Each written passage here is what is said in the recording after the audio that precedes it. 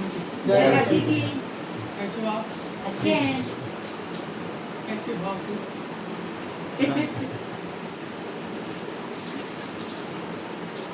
जब प्रार्थना कर रहे थे आज, फिर वो एक चीज की बहुत कमी महसूस हुई आज।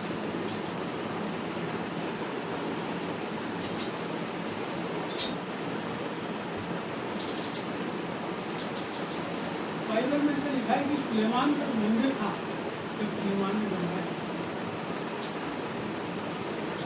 उस मंदिर के अंदर सब याजक आकर बलिदान को काट काट के बलिदान, भेड़ों का, बकरों का, बैलों का बलिदान, पंडुकी का बलिदान चढ़ाने के लिए। और बाइबल में ऐसा लिखा है कि जो मंदिर था कोई लहू से कैसा हुआ, बन गया, काटते जा रहे हैं, लाते जा रहे हैं चढ़ाने के लिए। ऐसा नहीं कि वो मांस का ढेर लगा है, लेकिन जो लहू रहता है उसको फोटो में लाते।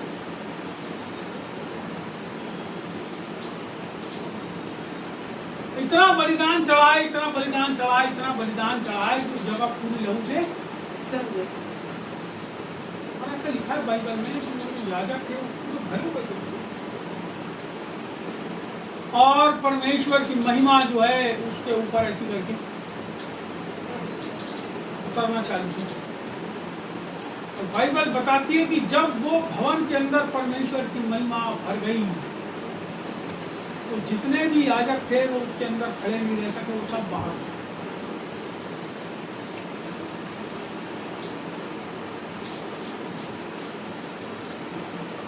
पूरे याजक मंदिर से। हम जब परमेश्वर की आराधना में बैठते हैं, हमारे जो मुंह में स्तुति रूपी बलिदान से भरे हुए,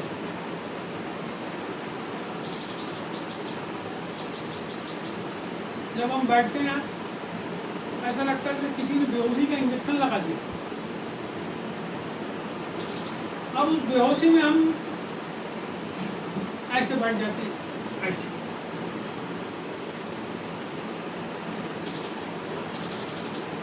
कोई बैठ जाते हैं ऐसे, अब बैठे ही रहते। उनके ना हृदय के, देखो शुरुआत जो होती है परमेश्वर को प्रसन्न करने की, वो होती है अंदर से। कहाँ से? यदि मैं आपसे पूछूं आप बहुत खुश हो क्या? आप खुश हो, लेकिन आप अंदर से दुखी हो, मुंडी वाली हिलाओगे और बोलोगे कि मैं खुश हूं, है ना? आज मेरे पास शमशान भाई जब आए, बहुत ज्यादा पजल्ड है, कोई चीज का टेंशन उनका दिमाग के अंदर,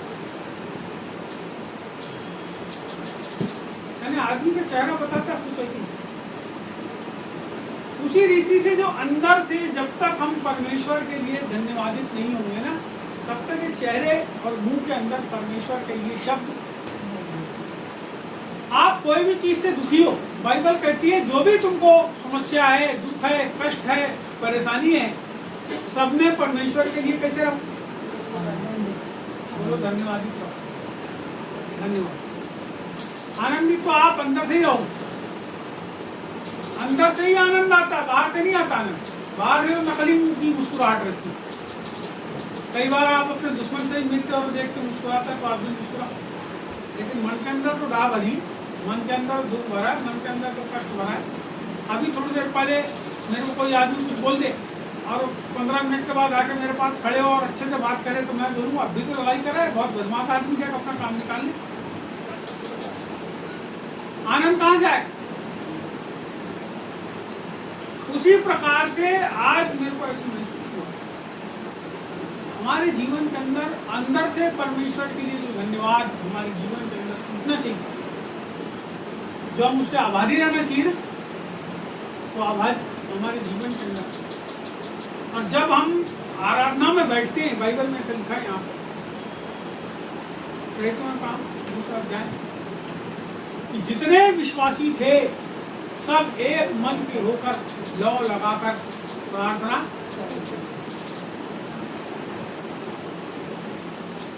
एक आदमी चिल्ला रहा है, चिल्ला ही रहा है, बाकी की चुपचाप बैठे। बोलता है यदि मैं केवल अन्य भाषा में प्रार्थना करूं तो कोई कैसे आमीन बोलेगा? समझ आता है क्या बोलता है? अन्य भाषा में जब बोलते हैं तो सामने वाला उसमें आमीन बोल ही नहीं सकता, क्योंकि उसको मालूम ही नहीं होगा कि प्रार्थना करता है। वो बोलता मैं अपनी भाषा में जब प्रार्थना करता हूँ, अपनी जो समझ आने वाली भाषा में जब मैं प्रार्थना करता हूँ, तो जो बैठे लोग हैं वो क्या कर सकते हैं? उसका धन्यवाद दे सकते हैं, उस पर आमीन, है ना? कब बोल सकते हैं? अब जिन लोगों का मन ही प्रार्थना में नहीं है तो ना वो धन्यवाद बोलते ना। अब देखो यहाँ समस्या क्या है। अभी इतने साल पुराने हो गए यीशु मसीह में, सबको अभी भी यही छोटी छोटी बातें यदि हम लोगों को समझाएं, इसका मतलब अभी भी विश्वास में पक्के नहीं। केवल वो प्रार्थना में जाने में और भेंट देने में और दान देने में पक्के रहे हो, लेकिन यदि अभी ये भी समझाया जाए कि प्रार्थना कैसे करना है, उसको धन्यवाद कैसे करना है, तो फिर मुश्किल की बात है ना। सर अपने दिल को खोलो, जब तक हृदय ना खुले तब तक वो स्तुति, वो प्रार्थना, वो प्रभु की सामर्थ्य, उसके काम हमारे जीवन में प्रकट नहीं होते। यदि हमको परमेश्वर के काम हमारे जीवन के अंदर होते हुए देखना है तो हमको अपने आप को पूर्णतः खोलना पड़ेगा। यदि परमेश्वर के कामों को हम अपने जीवन में, अपने उसके आश्चर्य कर्मों को अपने परिवार में, अपने आस पड़ोस में, अपने लोगों के जीवन के अंदर यदि हम देखना चाहते हैं तो हमको अपने आप को बोलना पड़ेगा। आपको बताऊं एक बात, कई लोग के मन इतने कठोर हो जाते हैं कि वो अपना एक धर्म विज्ञान बना लेते हैं। वो अपनी एक बाइबल अपने हिसाब से, अपने मन के हिसाब से बना लेते हैं। 2 4 5 पद पकड़ लेते हैं और सोचते हैं कि अब हम जो बोल रहे हैं वही समझ रहे बात। हमारे पास ये 2 4 5 पद ही नहीं, लेकिन हमारे पास एक पूरा धर्म विज्ञान होना चाहिए। और आज मेरे मन के अंदर प्रभु ने बहुत अच्छे संदेश को डाला है और मैं वो आपको बताना चाहूँगा। और एक व्यक्ति के बारे में है वो संदेश, यदि हम इस समय निकाले नए नियम की किताब और उसका प्रेरितों का काम यदि हम देखें इस समय, उसका 6वां अध्याय हम निकालेंगे। प्रेरितों के काम का 6वां अध्याय। हाँ बता।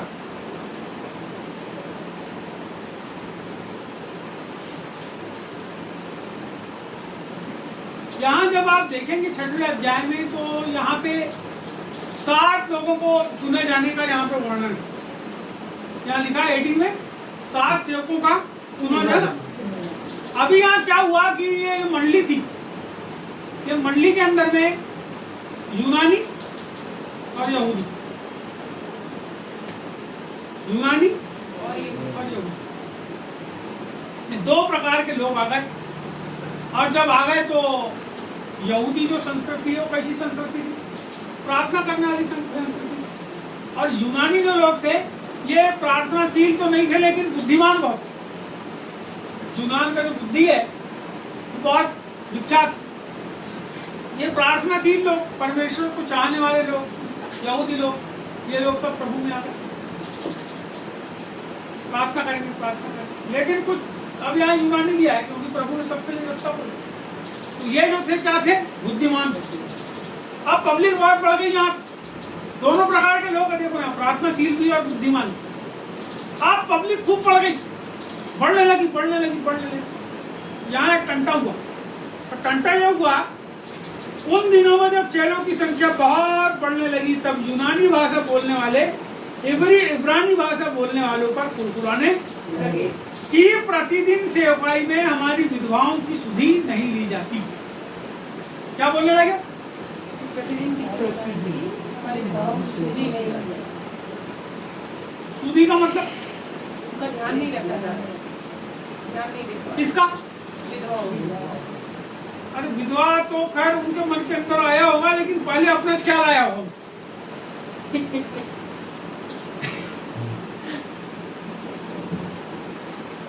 पहले किसका ख्याल आया होगा? अरे बोले मेरे को बराबर पूछता, तो बोले अब मन के अंदर अब भड़ास तो आ गई, अब लड़ना तो पड़ेगा कोई ना कोई कारण से।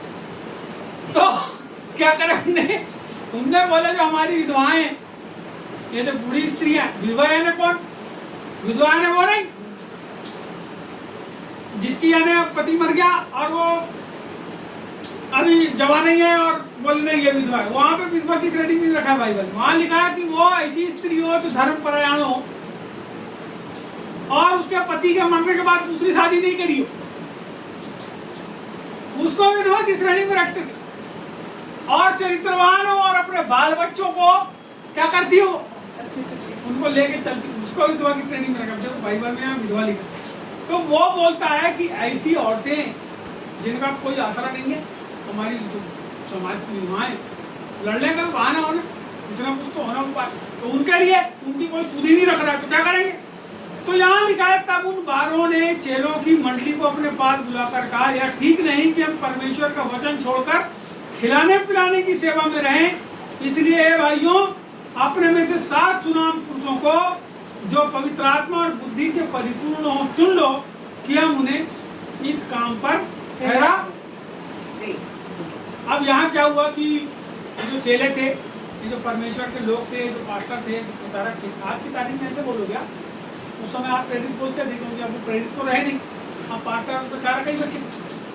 और भले ही उसके अपने नाम के सामने कोई बिशप लिख ले, कोई आर्च बिशप लिख ले, कोई जबरदस्ती अपने आप को भविष्यवक्ता बोल दे, कुछ होता नहीं है उसको, क्योंकि वो अब वो प्रेरित 12 प्रेरित रहे नहीं, अब पास्टर और प्रचारक ही बचे, वही काम करते हैं, वही लोग उसमें से भविष्यवाणी कर देते हैं, वही लोग जो रहते हैं नई नई जगह जाके संदेश सुना के कलीसिया बना देते हैं।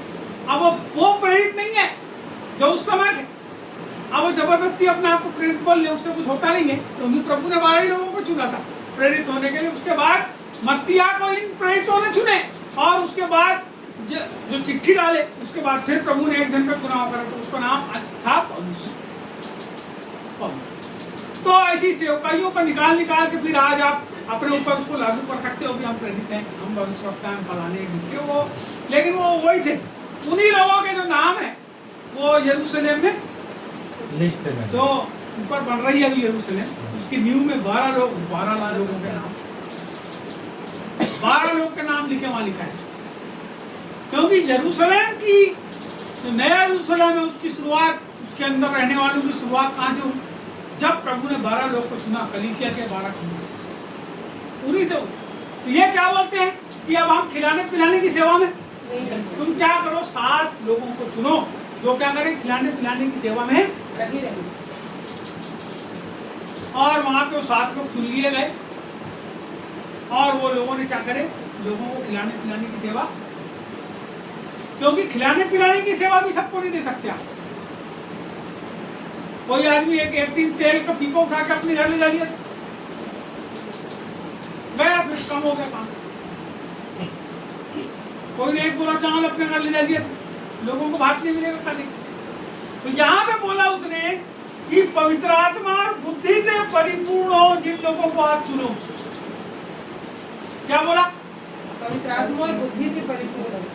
देखो अब मैं शुरुआत कर रहा हूँ यहाँ पे एक सुसमाचार प्रचारक की या ऐसे लोगों की जो परमेश्वर के कामों को करना चाहते हैं, लेकिन उनके अंदर जो एबिलिटी है, उनके अंदर जो गुण है, उनके अंदर जो बातें होना चाहिए, मैं अब यहाँ से शुरुआत कर रहा हूँ। मेरा इससे कोई मतलब नहीं कि वहाँ खाने पीने की कमी थी कि नहीं थी, उसकी मैं बात नहीं कर रहा। अब मैं बात कर रहा हूँ ऐसे लोगों की जो हम लोगों को होना। इधर सुनो ध्यान से, मेरी तरफ देखो। हमारे अंदर यदि हम चाहते हैं कि हम परमेश्वर की सेवा करें,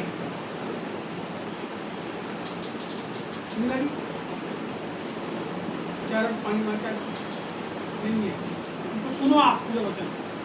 जल्दी से उठ जाते हो ना सवेरे से, आप लेट सोते हो। यहाँ पे एबिलिटी है सेवकों की, और मैं आपको बताऊंगा यहाँ एक स्तीफनुस नाम का आदमी, उसके अंदर कुछ बातें जो मैं यहाँ से आपको बताऊंगा उसके बारे में। और मैं ये भी बताऊंगा कि आज की तारीख में भी हम सेवकाई करते हैं तो ये बातें परमेश्वर की ओर से हम अपने जीवन के अंदर आने के लिए प्रार्थना करते हैं। जब ये चीजें हमारे जीवन के अंदर आती है ना, तो फिर सामर्थ की सेवकाई हमारे जीवन के अंदर है चालू। यहाँ पे पहला जो लिखा उसने, यहाँ चुनाव के बारे में लिखा, यहाँ जो चुना उसने तो बोलता है, शुरुआत जो करता है, जो पवित्र आत्मा और बुद्धि से परिपूर्ण हो चुन लो। किस चीज के लिए? उन लोगों को सेवा देने के लिए। पहली चीज क्या थी? पवित्र आत्मा से परिपूर्ण। पवित्र आत्मा से परिपूर्ण, इसका मतलब वो प्रार्थनाशील आदमी होना। पवित्र आत्मा की परिपूर्णता तब होती है जब आप आत्मा के अनुसार अपने जीवन को जीते हो। एक आदमी पैसे वाला कब होता है? हेलो, एक आदमी पैसे वाला कब होता है? कब होता है? तो पवित्र आत्मा से परिपूर्ण होकर काम करता है। जब आदमी, एक आदमी पैसे वाला कब होता है? एक आदमी पैसे वाला कब होता है? पैसे वाला कब है वो? जब उसके खीसे में खूब पैसे और खर्चा भी करे तो पैसे कम ना हो। वो कौन है? पैसे वाला। वैसा नहीं कि 1 लाख तुम्हारे पास खीसे और बोले मैं पैसा वाला हूँ, 1 लाख खर्च कर दिए उसके बाद फिर नंगे फकीर हो। वो है पैसे वाला। आज सुजीत हमारे बीच में पैसे वाला, बहुत पैसे उनके पास, कई लाख रुपए करोड़ों, लेकिन वो बताता चुपचाप रहता, देते भी नहीं, समझ रहे हो, देता भी नहीं। मजाक कर रहे हैं, पैसे वाला प्रभु बनाने वाला थे। पैसे वाला का मतलब वो आदमी जो अपने पास का उसके पास धन है वो खर्च भी करे तो भी धन कम नहीं होता। क्या ही होना चाहिए? कम नहीं होना चाहिए, वो रहना चाहिए बराबर, फिर खर्चा करे फिर वो बराबर रहे। इसका मतलब उसके पास पैसा आता ही रहता है, वो पैसे वाला जिसके पास पैसा। अब यहाँ लिखा है पवित्र आत्मा से परिपूर्ण। जब वो पवित्र आत्मा से परिपूर्ण रहेगा तो वो जो परमेश्वर की योजना है, जो परमेश्वर की इच्छा है, जो परमेश्वर के कामों को करने की बातें हैं, वो सब उस परिपूर्णता में परमेश्वर से प्राप्त करता रहेगा, उसका मार्गदर्शन प्राप्त करता रहेगा। और वो मार्गदर्शन कभी समाप्त। परिपूर्ण क्या है? गिलास में पानी भरा लबालब, आपने पानी पी लिए, खाली हो गया गिलास, लेकिन उसकी परिपूर्णता तब है जब उसमें और पानी भरा हुआ हो लबालब, वो परिपूर्णता। यहाँ पे बोल रहा है 2 चीजों से परिपूर्ण होना। पहले बोलता है पवित्र आत्मा से, और दूसरी चीज बुद्धि से। बुद्धि, पवित्र आत्मा से परिपूर्ण और बुद्धि से परिपूर्ण एक सेवक को होना चाहिए। पहली चीज पवित्र आत्मा से परिपूर्ण, दूसरी चीज बुद्धि से परिपूर्ण। बुद्धि क्या है? बुद्धि है किसी काम को बखूबी बहुत अच्छे से पूर्ण करने की योजनाबद्ध तरीका। बुद्धि किसी काम को बहुत अच्छे से योजनाबद्ध तरीके से बगैर किसी बात की कमी हुए बगैर पूरा करना, बुद्धि वो प्रभु देता है। जब आप एक प्रोग्राम करते हो ना तो एक रूपरेखा बनाते हो कि हमारी मीटिंग में 3000 लोग आएंगे और हमको 3000 लोग का खाना बनाना है। और जब आप खाना बनाते हो और बुद्धि की कमी होती है तो 2000 लोग ही खाना खाते हैं और 1000 लोग प्लेट छोड़ के। किस चीज की कमी है? बुद्धि जब आदमी के पास रहती है तो बोलता 3000 आएंगे, 500 आदमी को ज्यादा खाना बना, 3 बोरी चावल ज्यादा ला और तैयार रखना। जैसे ये भात एक गंजी बचे उसी समय दूसरी गंजी चढ़ा के जल्दी से क्या करना, भात पका के खाना बच जाएगा तो चलेगा जी, बांट देंगे गरीब लोग को ले जाके। लेकिन यहाँ पे खाना खत्म। बुद्धि जो होती है वो किसी चीज को, अगर कम भी चीजें हैं तो उन कम चीजों में भी वो सारे लोगों के बीच में उस परिपूर्णता को बुद्धि पूरा कर देती। शुरुआत कहां से किया? पवित्र आत्मा से परिपूर्ण। किस चीज से शुरुआत किया? उसको उठा के दे दो। किस चीज से? पवित्र आत्मा से परिपूर्ण। पहली चीज, जब आप पवित्र आत्मा से परिपूर्ण रहोगे तो परमेश्वर की बुद्धि भी, उसको देखो ध्यान से थोड़ा, वहां देखो ना क्या होगा। यदि पवित्र आत्मा से परिपूर्ण रहोगे तो जो बुद्धि है उसकी परिपूर्णता उसके साथ जुड़कर आपके जीवन में काम करेगी। आपको पता है जब मरियम ने यीशु प्रभु से कही उस विवाह वाले घर में कि जा और क्या करो, जैसा वो कहे, जाओ और क्या करो, वो जो व्यवस्था है उस व्यवस्था को, दाखरस वगैरह जो उसके घर की व्यवस्था है उसको देखो आप। मरियम ने बोली जैसा वो, निकाल के देखो उसको, वो सब कुछ छोड़कर मेरे आगे पीछे ना हो जाए, उसको आप निकालो। यूहन्ना की किताब, यूहन्ना की किताब और हाँ निकालो ना, उसको निकालो आप, जो मरियम बोल रही है उसको पढ़ो। जब दाखरस घट गया तो यीशु की माता ने उससे कहा, हाँ उनके पास दाखरस नहीं रहा। हाँ यीशु ने उससे कहा, हे महिला, मुझे तुझसे क्या काम, अभी मेरा समय नहीं आया। उसकी माता ने सेवकों से कहा, जो कुछ वह तुमसे कहे हाँ। वही करना। उसकी माता ने किससे कहा, चेलों से कहा, किससे कहा चेलों से कहा, कि वो जो कुछ तुमसे कहे वही करना।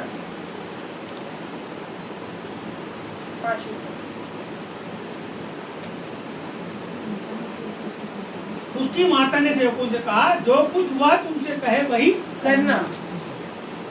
सेवकों से कहा,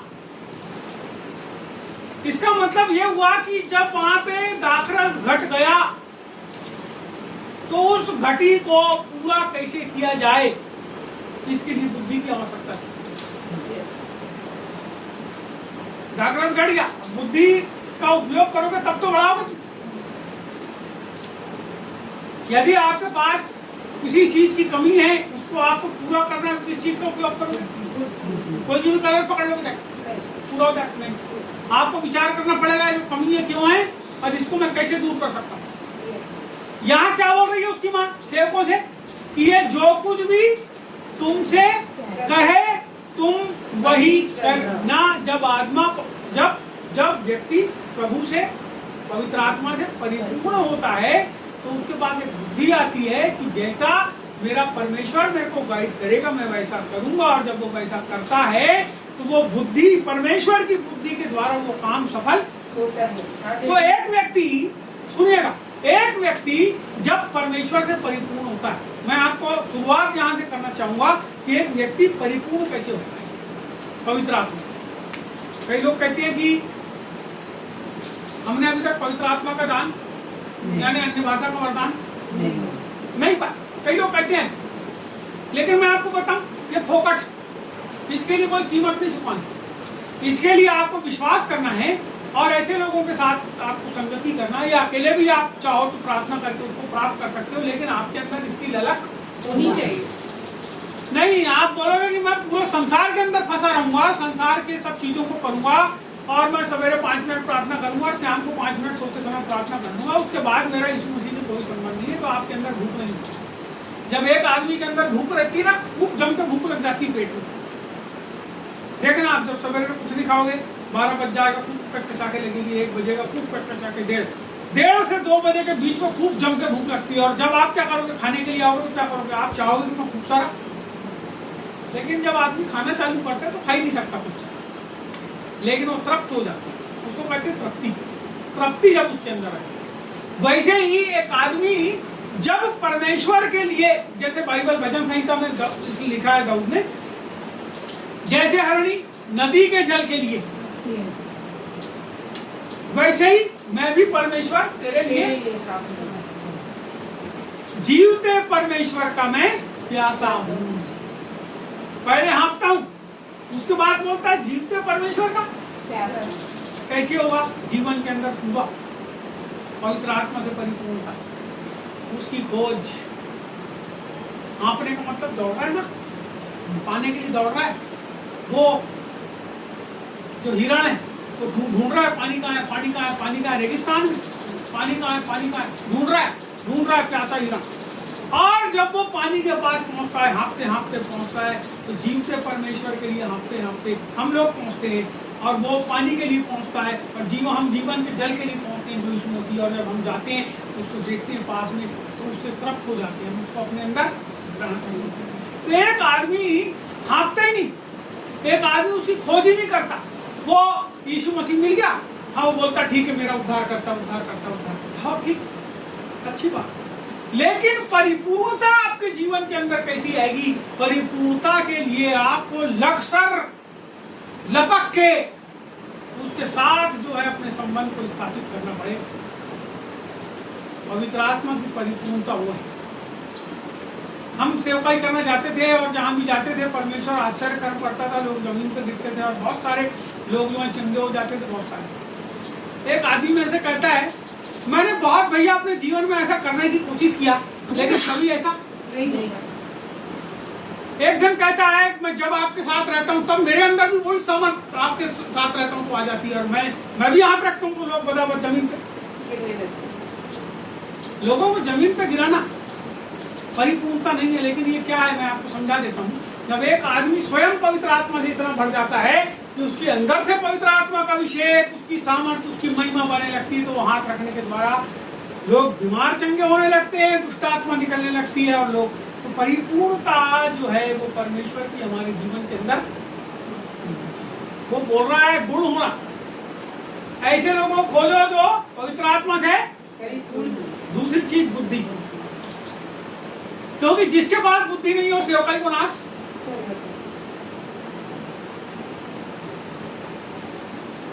किसी के लिए क्या होना आपके पास? बुद्धि। किसकी ओर से? प्रभु की ओर से। प्रभु की बुद्धि होना, वचन की बुद्धि होना कि हम कैसे परमेश्वर के अनुसार लोगों को लेके चलो। थोड़ा सा और आगे बढ़ेंगे। जब आप थोड़ा सा आगे बढ़ेंगे तो यहाँ पे आप देखिए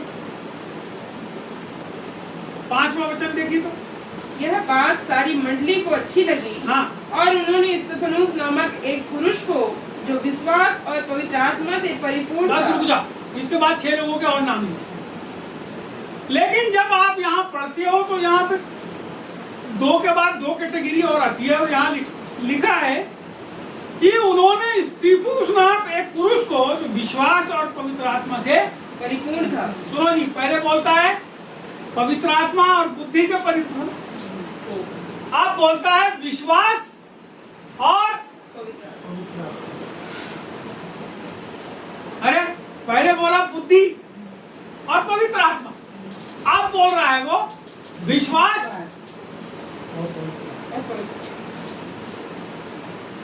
अरे पहले बुद्धि उसके बाद विश्वास। विश्वास और पवित्र आत्मा से परिपूर्णता। आपको पता है आश्चर्य कर्म कैसे होती है? आपको पता नहीं दिमाग कैसे उधर? बाइबल में लिखा है विश्वास करने वाले के लिए कुछ भी असंभव नहीं है। लेकिन वहां ऐसा लिखा है विश्वास करने वाले के लिए सब कुछ संभव। मैं बोल रहा हूँ उसी को बोल रहा हूँ दूसरे तरीके। विश्वास करने वाले के लिए कुछ भी असंभव नहीं। वहां लिखा है मरकुस की किताब में विश्वास करने वाले के लिए सब कुछ संभव है। विश्वास पवित्र आत्मा के द्वारा काम करता है। अब एक सेवक जो सेवकाई कर रहे हैं, हम जो सेवकाई कर रहे हैं, जब हम बहुत सारे लोगों के घर में प्रार्थना करने के लिए जाते हैं, हम लोग बीच में लगातार 72 हमने प्रार्थना सभाएं करे 15-15 दिन में, बहुत सारे पासवानों के घर करे।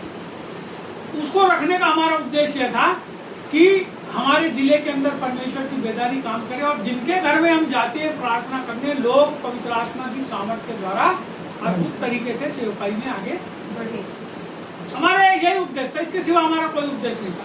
हम अपने पैसा लगा के गाड़ी में पेट्रोल डीजल डाल के जाते थे, वो लोग हमको जो कुछ भी खिला देते थे हम खा लेते थे। हमारा कोई मन के अंदर ये भाव नहीं था कि हम वापस आएंगे तो हमको दान देंगे या चंदा देंगे। हमने कभी किसी से कुछ नहीं मांगे। कोई 1-2 ही आदमी होंगे उस 72 सभा में, कोई पास्टर जिनके हमको हाथ में कुछ पैसे, बाकी हमको किसी ने कुछ नहीं दिया। हम केवल परमेश्वर के काम को विश्वास के द्वारा। जब हम उस काम को कर रहे थे तो हमारे मन के अंदर विश्वास था कि परमेश्वर लोगों के जीवन के अंदर काम, और परमेश्वर ने काम को किया। जब एक पासवान चंगाई सभा को रखता है ना, तो उस चंगाई सभा में जो कार्य होते हैं वो विश्वास के द्वारा। किसके द्वारा? विश्वास के द्वारा। और वो विश्वास पवित्र आत्मा के द्वारा हमारे जीवन के अंदर उभारा जाता है।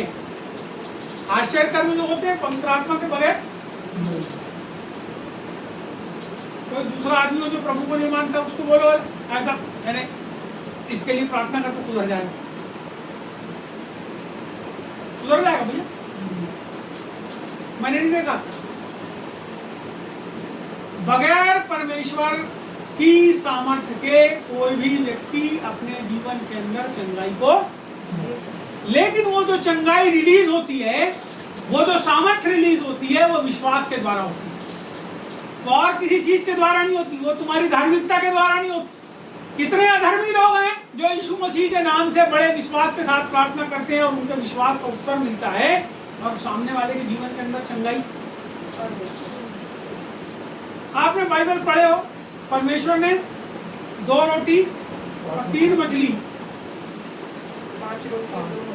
5 रोटी 2 मछली, और एक जगह और लिखा है ना 3 रोटी और नहीं 2 रोटी और 3 मछली, दो दृष्टांत हैं अलग अलग। इसका मतलब बाइबल को आप चारों तरफ से पढ़ो, अलग अलग दृष्टांत आपको मिलेंगे। तो जब आप पढ़ते हो ये दोनों दृष्टांत में, एक तो छोटे बच्चे वाला दृष्टांत है, दूसरा छोटे बच्चे वाले नहीं, 2 दृष्टांत दोनों को आप पढ़ना। तो यहाँ पे जो प्रभु यीशु मसीह ने उस रोटी को धन्यवाद दे के तोड़ा और लोगों को बांटा, वो कैसे हुआ? कैसे हुआ? विश्वास से। प्रभु ने बोला बिठाल दो, पहले तो उसने बिठाला ना, जब तो उसके हृदय के अंदर पवित्र आत्मा ने ये बात को रखा, जब तू बिठालेगा लोगों को पास में बांध के, और जो रोटी तू तोड़ेगा वो बढ़ जाएगी और लोगों के सामने जो है वो परोसी जाएगी।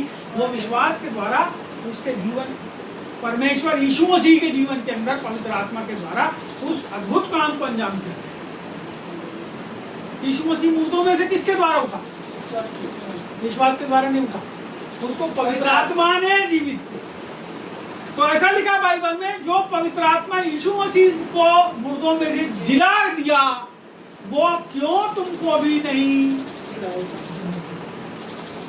तो वो है पवित्र आत्मा जिसने यीशु मसीह की सेवकाई में अद्भुत तरीके से उसके साथ इस धरती के ऊपर काम किया, और उसी के द्वारा 9 वरदान काम करते हैं, जिसमें से एक वरदान है विश्वास का। यहां पे लिखा है एक सेवक के अंदर विश्वास और पवित्र आत्मा से परिपूर्णता, देख लिख रहा है, पढ़ लो 5। एक पुरुष को जो विश्वास और पवित्र आत्मा से परिपूर्ण था, स्त्री पुरुष किस चीज से परिपूर्ण था? विश्वास और पवित्र आत्मा से परिपूर्ण था। जिसका पास जो विश्वास था वो अद्भुत आश्चर्य कर्म करने वाला था, उसके पास जो विश्वास था वो प्रभु की महिमा को इस धरती के ऊपर लाने वाला था। चलो थोड़ा सा आगे बढ़ेंगे। हम यहाँ पे 2 प्रकार की बात देख लिए। पहले क्या देखें? पवित्र आत्मा और बुद्धि से परिपूर्ण, जिनको आप नियुक्त कर रहे हैं उनके अंदर क्या गुण होना? पवित्र आत्मा और बुद्धि से परिपूर्ण। दूसरी बात विश्वास और पवित्र आत्मा से परिपूर्ण। आगे बढ़ेंगे थोड़ा सा। यहाँ लिखा है 8 को देखिए, स्तिफनुस अनुग्रह और सामर्थ से परिपूर्ण होकर लोगों में बड़े बड़े अद्भुत काम और चिन्ह दिखाया करता बस। था। यहाँ पे लिखा है स्तिफनुस अनुग्रह और सामर्थ्य से परिपूर्ण होकर लोगों में बड़े बड़े अद्भुत काम और चिन्ह दिखाया करता था। पहली चीज क्या है? अनुग्रह। अनुग्रह क्या होता है? अनुग्रह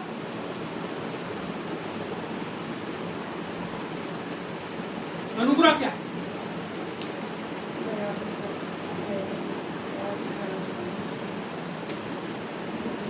अनुग्रह क्या है भैया? जब आप किसी के ऊपर दया करते हो ना, तो एक आदमी के ऊपर करते हो।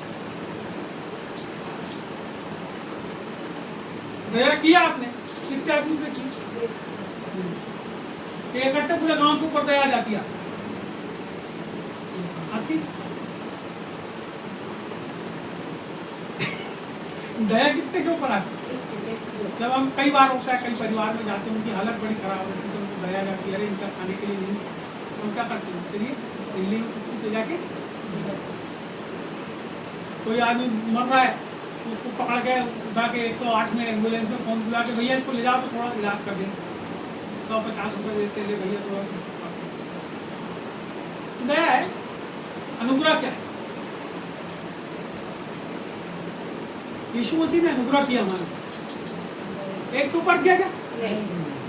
आपको पता है जब अनुग्रह काम करता है तो वो बड़े देशों में काम करता है। प्रभु का एक जन एक नगर को देख के, काली कोलंबिया नाम का एक नगर है, वहाँ एक पास्टर गया, उसकी पत्नी गई, उनने वहाँ की हालत देखे, वहाँ खूब ड्रग्स बिकता था, वहाँ खूब नशे का सामान बिकता था, वहाँ खूब दारू बिकती थी, वहाँ गलत काम होते थे। इतने खतरनाक जगह थी वो कि वहाँ पे खड़ेआम सरेआम किसी को भी मर्डर गोली मार देते थे, चाकू बोल देते थे किसी के भी साथ, बहुत खतरनाक जगह। लेकिन वो पास्टर जब वहाँ गया तो वो परमेश्वर के अनुग्रह से भर, जब वो अनुग्रह से भर गया तो उसने और उसकी पत्नी ने लगातार वहाँ प्रार्थना करना चालू करे और उनकी प्रार्थनाओं के द्वारा एक दिन ऐसा आया कि स्टेडियम के अंदर, वहाँ का जो स्टेडियम था उसमें 3 लाख लोग जो है प्रार्थना में आने लगे। इसका मतलब ये हुआ कि परमेश्वर का अनुग्रह भीड़ के ऊपर काम करता। और जब अनुग्रह परमेश्वर का काम करता है तो उसके साथ तरस भी होती है, नाश होने वाले लोगों के लिए तरस। यहाँ पे लिखा है कि अनुग्रह और सामर्थ्य, अनुग्रह के साथ क्या रहेगी? सामर्थ्य भी।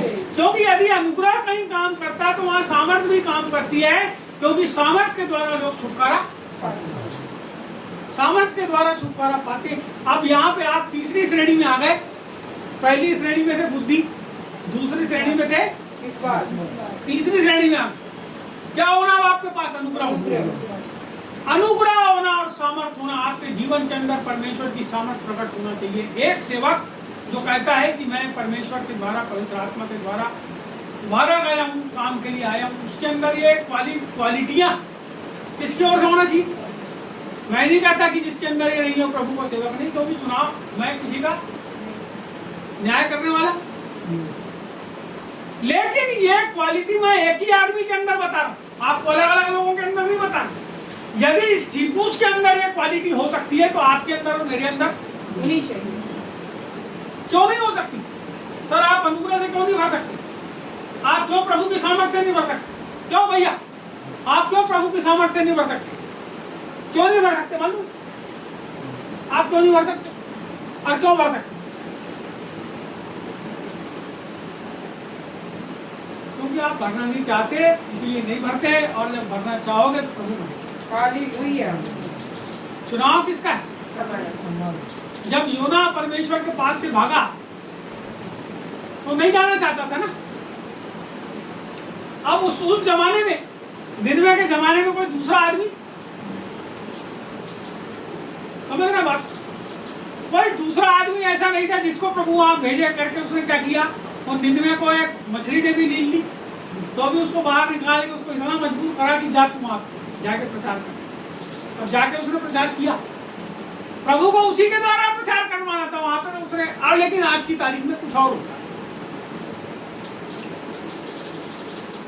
मेरे को परमेश्वर ने जिस काम के लिए बुलाया, यदि मैं नहीं करूंगा, और मेरे द्वारा ऐसा काम है जिसमें हजारों हजार आत्माओं को बचाने का काम शामिल है, बहुत लाखों जिंदगियों को छीनने का काम शामिल है, और मैं नहीं करूंगा ना तो परमेश्वर उस अभिषेक को दूसरे व्यक्ति को दे देगा। क्योंकि आज परमेश्वर के अनुग्रह के तले परमेश्वर हमारी कोई काबिलियत को नहीं देखता, लेकिन उस काम को दूसरे को देता है और दूसरा आदमी का काम करता है। रीनार्ड बॉन्के ने परमेश्वर से एक बार पूछा कि प्रभु यदि मैं इस बुलाहट के लिए नहीं जाता तो क्या होता?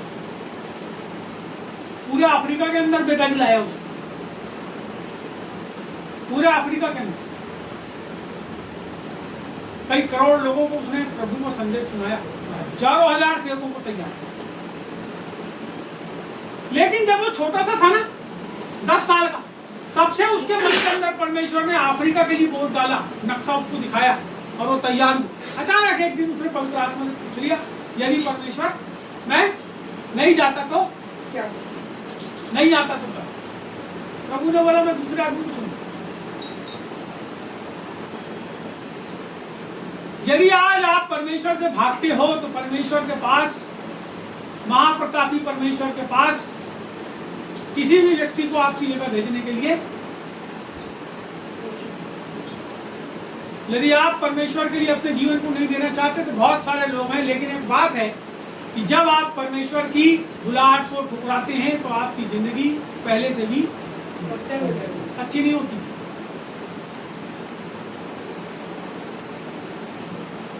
जब आप परमेश्वर के कार्यों को अपने जीवन से झुठलाते हैं, हटाते हैं, दूर करते हैं, मैं आपको बताना चाहता हूं जो आपके द्वारा बड़े अद्भुत काम हजारों हजार लोगों के जीवन के ऊपर होने वाले थे, वो काम अब आपके जीवन से नहीं होते।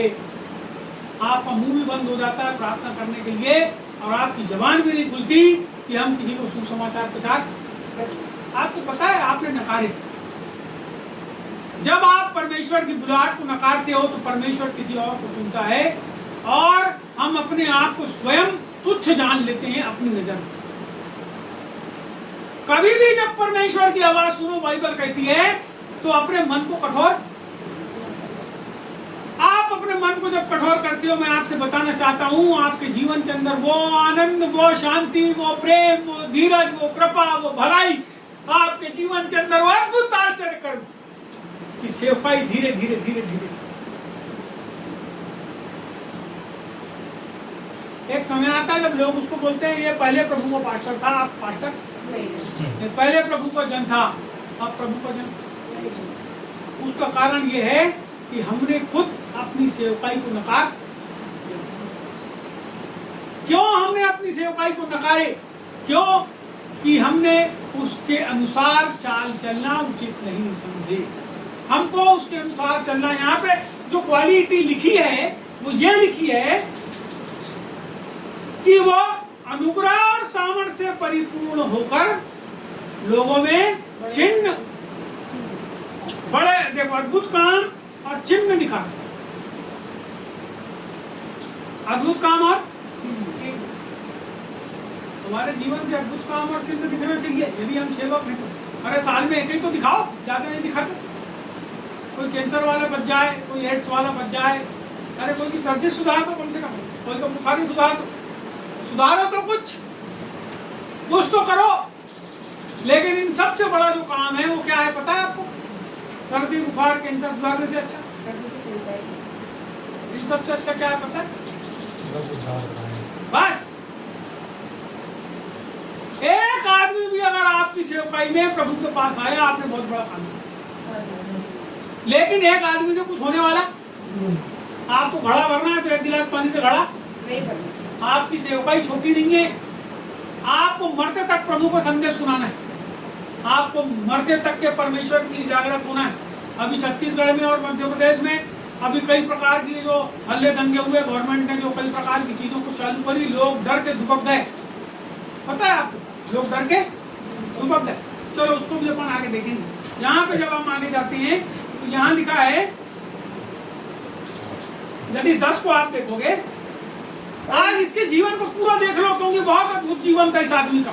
पढ़ो 10 को। परंतु उस ज्ञान और उस आत्मा का जिससे वह बातें करता था वे सामना न कर। सुनो जी, जब वो पवित्र आत्मा से परिपूर्ण कोई आदमी रहता है तो उसके पास जो ज्ञान आता है और जो बात आती है वो ऐसी होती है जिसका लोग सामना नहीं करते।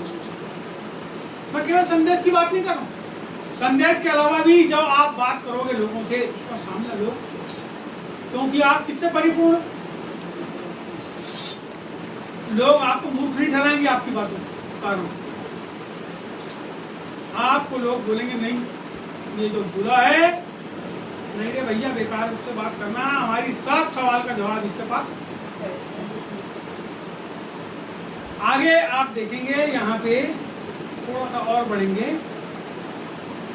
यदि 15 देखेंगे तो तब सब लोगों ने जो सभा में बैठे थे उस पर दृष्टि गड़ाई तो उसका मुख स्वर्गदूत का सा देखा। कैसा देखा उसका मुंह?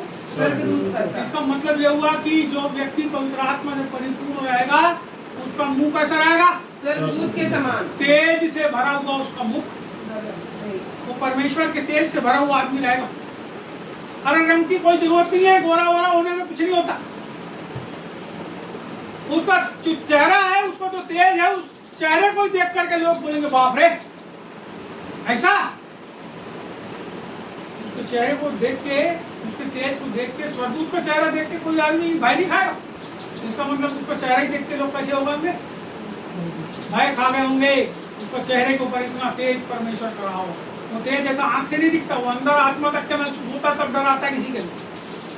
लोग घबरा गए होंगे उसके चेहरे को देख। और जब तक पवित्र आत्मा का उतना सामर्थ्य किसी के ऊपर ना हो, उतनी उपस्थिति ना हो, उतनी परिपूर्णता ना हो कि लोग जाके खड़े हों और सामने वाले खड़े होने से ही अंदर वाले के अंदर घबरी आ गई। इसका मतलब कौन है तुम्हारे साथ? प्रभु है। कोई ऑफिस में जाके खड़े हो जाओ और वो बोले अरे कौन आए, अरे फलाना है क्या, अरे बेकार है भैया, उसके बाटे हमको बताओ भैया क्या काम है तुम्हारा। इसका मतलब ये नहीं कि तुम उसकी रिपोर्ट कर रहे हो थाने में करके वैसा कर रहे हो, वो आपके चेहरे को देख के उसके अंदर इतना काम प्रभु की ओर से हो जाना चाहिए।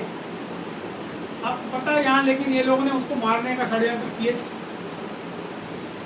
घबराया नहीं, इसके अंदर डर नहीं था, इसको पकड़ लिया, इसने पूरा संदेश सुनाया। उसके बाद मालूम पूरा भाषण उसका एक अध्याय, पूरा एक अध्याय तक के उसने भाषण दिया। अब आप इसको देखो 54 और 55 7 का अंतिम बात है, इसको खत्म करूंगा जी।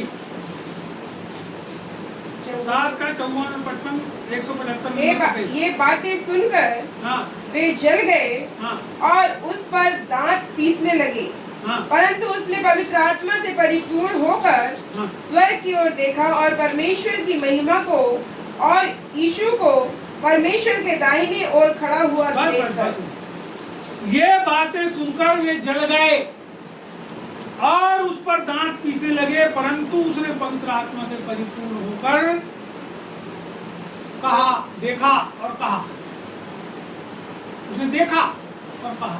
आपको पता है ये जो पूरा सब माजरा था, एक आदमी, 2 आदमी, 5 आदमी के बीच में नहीं था, लेकिन वहां उसके आसपास सैकड़ों लोग, तो डरा नहीं किसी से। परमेश्वर के अंदर के दास के अंदर, परमेश्वर के दासों के अंदर, प्रभु के लोगों के अंदर ये जो गुण होते हैं, सामर्थ, शक्ति वगैरह वगैरह वगैरह वगैरह, बुद्धि और ज्ञान और फलाना और ढिमका, ये सब के अलावा ये बात होती है कि विरोधियों का सामना करना, विरोधियों का, तो डरा नहीं अपनी मृत्यु से, वो अपनी मृत्यु से नहीं डरा। इसी प्रेरितों के काम में लिखा है कि उन्होंने पतरस और यूहन्ना को क्या किए, पकड़ लिए और उसको मारे, खूब मारे, पहले तो जेल में डाल दिए मार मार। उसके बाद लिखा है कि उन लोगों ने, उन लोगों को गमलीएल की बात को सुन करके, आगे लिखा गमलीएल की बात को सुन करके उसने समझाया उन लोगों को कि देखो अगर ये परमेश्वर की ओर से नहीं है तो ये पंथ खत्म हो जाएगा जैसे दूसरे पंथ खत्म हो। तो गमलीएल की बात को सुनकर उसने बोला उनको जान दो। तो उनने ऐसा लिखा है कि उसको निकलवाए और फिर और पीटा उसको बराबर दोनों, और उनको बोले अब जाओ तुम, भगा दिए वहां से। तो जब उसको भगा दे दोनों बहुत आनंदित हुए, क्या बात से कि प्रभु तेरे नाम के कारण हमको मारे इन लोगों, और वो लिखा वहां बहुत आनंद करते हुए अपने घर की ओर गए। लेकिन हम तो इतने जम के घबराते हैं कि क्या करते, इतनी जम के घबराते, इतनी जम के डर जाते हैं कई बार हम लोग कि क्या करते, अरे अपनी दुकान बंद करते हैं, सब कुछ बंद करते हैं और बोलते हैं, समझ रहे बात नहीं। यहाँ पे जो प्रभु का जन होता है वो तुम जगह बदल दो लेकिन प्रचार करना बंद, यीशु की भक्ति करना बंद। आप जगह बदल सकते हो, प्रेरितों ने जगह बदली, प्रभु के लोग दूसरी जगहों में चले गए, ऐसा लिखा है वहां। जब आप पढ़ोगे तो इस बात को पाओगे, वो दूसरी जगह चले गए लेकिन उनने भक्ति करना बंद, सुसमाचार सुनाना बंद, प्रार्थना करना बंद। जब पवित्र आत्मा से आप परिपूर्ण हो तो आपका जीवन हर समय परमेश्वर की महिमा। आप कहीं भी रहो, आप होटल में रहो, आप अपने घर में रहो, आप बस में यात्रा करते रहो, आप मेरे घर में रहो, मैं आपके घर में आऊँ, हमारे सबके जीवन से परमेश्वर की महिमा होनी चाहिए। हमारे जीवन से उसकी परिपूर्णता नजर आना चाहिए, हमारा जीवन उसके अनुसार होना चाहिए, हमारा जीवन उसके अनुसार चलना चाहिए। अंतिम बात है यहाँ पे, यहाँ लिखा है वे स्तीफनु पर पथराव करते रहे और वह यह कहकर प्रार्थना करता रहा, हे प्रभु यीशु मेरी आत्मा को ग्रहण कर। फिर घुटने टेक कर ऊंचे शब्द से पुकारा, हे प्रभु यह पाप उन पर मत। दया से भरा हुआ आदमी था, वो उसको मार भी रहे थे तो भी वो कैसा था, दया से भरा हुआ। अभी मेरा कोई नुकसान कर दे तो मैं टलमला जाता हूँ, मैं अपनी बात कर रहा हूँ, दूसरे की नहीं कर रहा। यदि अभी मेरा कोई नुकसान कर देना तो मैं टलमला जाता हूँ, मेरे अंदर वो दया का भाव समाप्त हो जाता हूँ। वो संत ने ऐसा किया नहीं, ये नहीं होना। हमारे जीवन के अंदर यदि ये सब है, इसका मतलब हम अभी सही तरीके से प्रभु के रास्ते पे। वो तलमलाहट आएगी जरूर आपके अंदर, लेकिन वो तलमलाहट को जब आप पवित्र आत्मा के द्वारा उस लड़ाई में, मन के युद्ध में जीतोगे और उनको कहोगे हे प्रभु मुझे क्षमा कर, क्योंकि मैं भी इनको क्षमा करता हूँ, प्रभु मुझे क्षमा कर, जो मेरे साथ की प्रभु कोई बात नहीं, तो इनको क्षमा। आपको पता है ये जो क्षमा का भाव है पवित्र आत्मा, और ऐसा एक लिखने वाले ने लिखा, जहां क्षमा तहीं यीशु है और नहीं क्षमा नहीं यीशु। इसका मतलब पवित्र आत्मा की सामर्थ्य इतना आदमी भरा रहना चाहिए कि अपने दुश्मनों को भी क्षमा करने के लिए। ये जो पूरा संदेश है 2 अध्याय के अंदर से बहुत सी बातें उसके जीवन की है, हमने जो निकाले, ये एक विश्वासी के जीवन के अंदर होना चाहिए।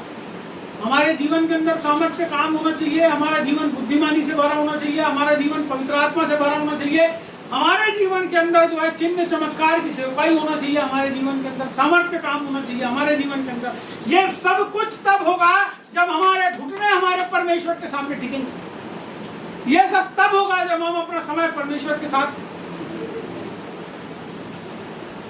मैं कल दोपहर को एक किताब सुधार रहा था और इस किताब को सुधारते सुधारते अचानक मेरे को ऐसा लगा कि मैं अपने घुटने के ऊपर में आ जाऊं।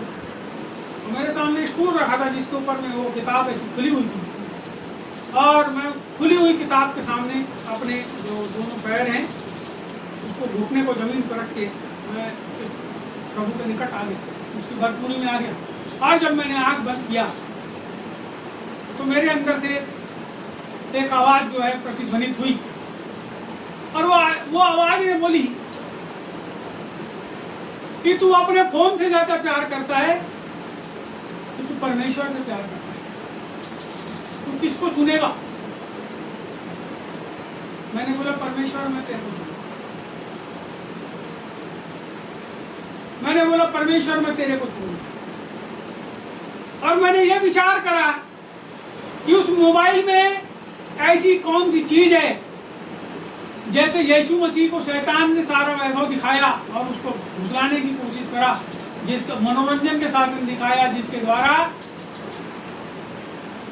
आदमी जो है, यीशु मसीह जो है वो बहक जाए, उसी रीति से मोबाइल जो है हमको परमेश्वर से दूर करता है। उसके अंदर जो मनोरंजन के साधन है जिसको हम बार बार देखना चाहते हैं, उसके अंदर जो ऐसी बातें हैं जिसके द्वारा हम प्रार्थना को छोड़ के उसको देखना चाहते हैं, जिसके द्वारा हम परमेश्वर के वचन को छोड़कर उसको देखना चाहते हैं, तब हम हमारे लिए भगवान बन जाते हैं। इसीलिए परमेश्वर का आत्मा मेरे को क्या बोला कि तू ये मोबाइल को चुनेगा या परमेश्वर को चुनेगा, किसको चाहता? मैं बोला प्रभु मैं तेरे को ही चाहता हूँ। और मैंने अपने मोबाइल से वो चीजें जिसमें मैं प्रभु का पोस्ट भी डालता था, उन सब को अपने मोबाइल से उड़ा दिया। और मैंने बोला प्रभु अब तू मेरे को ताकत दे कि मैं तेरे पीछे चलूं। अब मैं इसको, मैं आपको अपनी गवाही बता रहा हूं, यदि आप अपने जीवन में प्रभु को चाहते हो तो फिर बाकी सब चीज जो आपको बहुत अच्छी लगती है ना, उसको छोड़ना पड़ेगा। 5 साल पहले की बात है, मैं प्रार्थना में बहुत जाता था। मेरे पिताजी ने मेरा जो जगह था मेरे को बोले कि तू प्रार्थना में जाता है तो ये जगह को छोड़ दे। एक जगह थी जहां मैं अपना क्लिनिक चलाता था, और मैं एक दिन की बात है, मैं दवाखाने अपने आया वापस उधर बस्ती में। मेरे पिताजी ने वो जगह को किसी दूसरे आदमी को किराए से दे दिया, और मेरे दवाखाने के अंदर उसने अपने साथ डेयरी वाला था कोई पूरा सामान ला कर के भर दिया। और जब मैं आया तो वहां अंदर जाने की जगह नहीं थी, और मैं रोड में खड़ा हो गया, और उस जगह को देख के मैं बड़ा दुखी हुआ, और मैं वहीं रोड के ऊपर खड़े खड़े मेरी आंख से जो है आंसू बहने लगे। तब अचानक एक वचन मेरे अंदर से फिर से प्रतिध्वनित हुआ, यदि तेरा कोई एक कुर्ता लेने चाहे तो उसको 2 लाख दे। और मैंने बोला ठीक है प्रभु, और मैंने उस जगह की चाबी जो है उस किराएदार को दे दिया। मैं बोला भैया मेरा जो क्लिनिक का सामान है उसको आप अलग कर देना, और मैं अपने घर आ गया। मैं आपसे बताना चाहता हूँ, यदि आप परमेश्वर के वचन के अनुसार चलते हो, आपको बहुत दुख काटना पड़ेगा, बहुत कष्ट काटना पड़ेगा। उस घटना के बाद मैं लगातार 2 साल तक रोड गली गली में घूमा, मेरे पास पैसे नहीं आते थे। मैं केवल प्रभु के संदेश को सुनाने के लिए लगातार जो है मैं घूमा। मेरी चप्पल टूट गई एक बार, तो उसमें खीरा ठोकने के लिए 2 रुपए मेरे पास नहीं। मेरा फुल पैंट फट गया एक बार, नीचे से इधर से लेके उधर तक, पीछे तक के 2 टुकड़े हो गया। मेरे पास पैसे नहीं थे कि मैं कहीं ले जाकर उसको सुधरा सकूं। मैं आपको बताना चाहता हूँ, जब आप परमेश्वर के पीछे चलते हो, परमेश्वर चाहता है कि आप अपने जीवन के तमाम चीजों का समर्पण अपने परमेश्वर के सामने करें। जिस चीज को आप अपने जीवन में बहुत ज्यादा चाहते हो ना, चाहे वो पैसा हो, चाहे वो धंधा हो, चाहे वो बिजनेस हो, चाहे वो कोई भी चीज इस संसार की हो, जब आप उसको बहुत चाहते हो तो परमेश्वर चाहता है आप उन सब वस्तुओं से बढ़कर परमेश्वर से प्यार करें। और जब आप अपने जीवन का समर्पण परमेश्वर में करते हो ना, तब परमेश्वर आपको उठाता है, ऊपर उठाता है, ऊपर उठाता है, और आपके उस कष्टमय जीवन के द्वारा परमेश्वर हजारों हजार लोगों के जीवन के अंदर आशीष ले। आपको पता है, आप अपने घर में रहते हो, उसके काम को करते रहते हो, आपको नहीं मालूम रहता कि इस आदमी के जीवन के अंदर क्या हो रहा है। लेकिन मैं आपको बताना चाहता हूँ, परमेश्वर ने जिस काम के लिए मेरे को बुलाया, मैं अपने घर से बैठ के प्रभु की सेवा करता हूँ, लेकिन हजारों हजार लोग आज मेरे काम के द्वारा आशीषित हैं। बहुत सारे लोग आज पासवान बन गए हैं, सेवक बन गए हैं, और वो परमेश्वर के काम को बड़ी बखूबी कर रहे हैं। जिन लोगों ने निश्चय किया था कि वो प्रभु की सेवा करें, मैं आपको बताना चाहता हूँ, उन किताबों के द्वारा, संदेशों के द्वारा वो पवित्र आत्मा से परिपूर्ण हो गए हैं। उन्हें अपना जीवन प्रभु को दे दिया है और प्रभु के पीछे चल रहे हैं। मैं जानता हूँ इस बात को कि लोगों ने मेरा विरोध किया, लोगों ने मेरे साथ छल किया, लोगों ने मेरे साथ अपराध किया, लेकिन यदि मैं परमेश्वर के लिए विश्वास योग्य रहूंगा, मैं आपसे बताना चाहता हूँ, परमेश्वर आपको बहुत से लोगों के जीवन के लिए आशीष का करता है। मैंने अपने जीवन के अंदर इस बात को देखा। हर बार जब मैं किसी ऐसी चीज से ज्यादा प्यार करने लगा जहां परमेश्वर का मूल्य नहीं होता था, मैंने हर बार उस चीज को छोड़ा, हर बार उस चीज को त्याग दिया, और मैंने प्रभु से कहा, प्रभु मैं तेरे पीछे चलूं। मैं आप लोगों से बोलना चाहता हूँ, यदि आप परमेश्वर की सामर्थ्यशाली सेवकाई को करना चाहते हैं, यदि आप प्रभु के आश्चर्य कर्मों को करना चाहते हैं, यदि आप प्रभु की बुद्धि में बढ़ना चाहते हैं, तो आप अपने जीवन को प्रभु के सामने समर्पित करें। इस संसार की सब वस्तुओं से ज्यादा अधिक शक्तिशाली, सामर्थी और प्रिय जो है हमारा परमेश्वर है। यदि हम उसके चरणों में आएंगे, उसके लोगों को अपने जीवन में लागू करेंगे, उसकी सामर्थ्य को अपने जीवन के ऊपर बहने देंगे, मैं निश्चय कहता परमेश्वर हमारे जीवन के अंदर अद्भुत। इस समय हम अपनी आंखों को बंद करें और हम प्रार्थना